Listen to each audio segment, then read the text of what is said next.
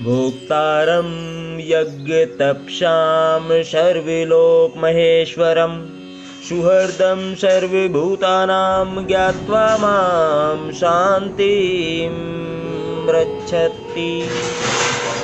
अर्थात मुझे समस्त यज्ञों तथा तपस्याओं का परम भोक्ता, समस्त लोकों तथा देवताओं का परमेश्वर एवं समस्त जीवों का उपकारी एवं हितैषी जानकर मेरे भावनामृत से पूर्ण पुरुष भौतिक दुखों से शांति लाभ करता है। तात्पर्य जानेंगे।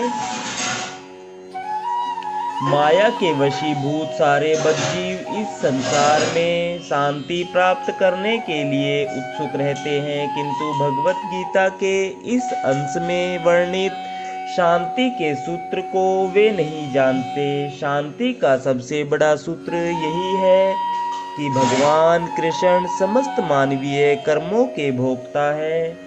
मनुष्य को चाहिए कि प्रत्येक वस्तु भगवान की दिव्य सेवा में अर्पित कर दें, क्योंकि वे ही समस्त लोकों तथा उनमें रहने वाले देवताओं के स्वामी हैं। उनसे बड़ा कोई नहीं है। वे बड़े से बड़े देवता शिव तथा ब्रह्मा से भी महान हैं। वेदों में श्वेताश्वतर उपनिषद भगवान को तमीश्वराणाम परमम महेश्वरम कहा गया है। माया के वशीभूत होकर सारे जीव सर्वत्र अपना प्रभुत्व जताना चाहते हैं, लेकिन वास्तविकता तो यह है कि सर्वत्र भगवान की माया का प्रभुत्व है। भगवान प्रकृति के स्वामी हैं और बद्धजीव प्रकृति के कठोर अनुशासन के अंतर्गत है। जब तक कोई इन तथ्यों को समझ नहीं लेता, तब तक संसार में व्यष्टि या समष्टि रूप से शांति प्राप्त कर पाना संभव नहीं है। कृष्ण भावनामृत का यही अर्थ है। भगवान कृष्ण परमेश्वर है तथा देवताओं सहित सारे जीव उनके आश्रित हैं। पूर्ण कृष्ण भावनामृत में रहकर ही पूर्ण शांति प्राप्त की जा सकती है।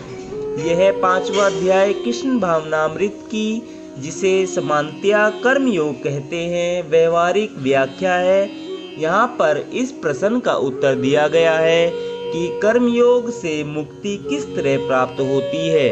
कृष्ण भावनामृत में कार्य करने का अर्थ है परमेश्वर के रूप में भगवान के पूर्ण ज्ञान के साथ कर्म करना। ऐसा कर्म दिव्य ज्ञान से भिन्न नहीं होता। प्रत्यक्ष कृष्ण भावनामृत भक्ति योग है और ज्ञान योग वह पथ है जिससे भक्ति योग प्राप्त किया जाता है। कृष्ण भावनामृत का अर्थ है परमेश्वर के साथ अपने संबंध का पूर्ण ज्ञान प्राप्त करके कर्म करना, और इस चेतना को पूर्णता का अर्थ है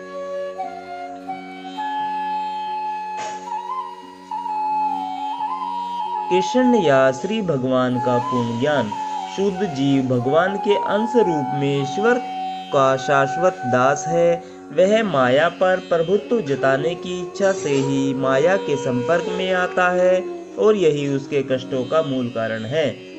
जब तक वह पदार्थ के संपर्क में रहता है, उसे भौतिक आवश्यकताओं के लिए कर्म करना पड़ता है, किंतु कृष्ण भावनामृत उसे पदार्थ की परिधि में स्थित होते हुए भी आध्यात्मिक जीवन में ले आता है, क्योंकि भौतिक जगत में भक्ति का अभ्यास करने पर जीव का दिव्य स्वरूप पुनः प्रकट होता है। जो मनुष्य जितना ही प्रगत है वह उतना ही पदार्थ के बंधन से मुक्त रहता है। भगवान किसी का पक्षपात नहीं करते। यह तो कृष्ण भावनामृत के लिए व्यक्तिगत व्यवहारिक कर्तव्य पालन पर निर्भर करता है, जिससे मनुष्य इंद्रियों पर नियंत्रण प्राप्त करके इच्छा तथा क्रोध के प्रभाव को जीत लेता है, और जो कोई उपयुक्त कामेच्छाओं को वश में करके कृष्ण भावनामृत में दृढ़ रहता है, वह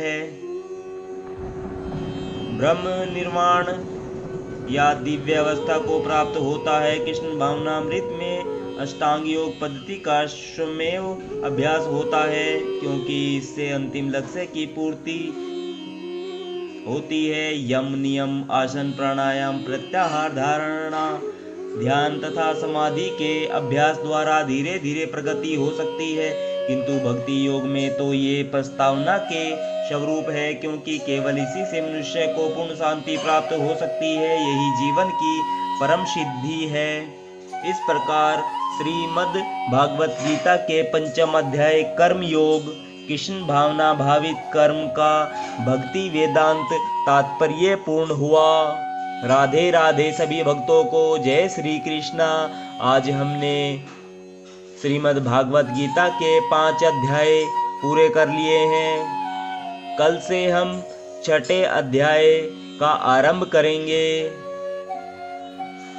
आप सभी से अनुरोध है कि आप सभी कृष्ण भगवान की श्रीमद् भागवत गीता का आनंद लें।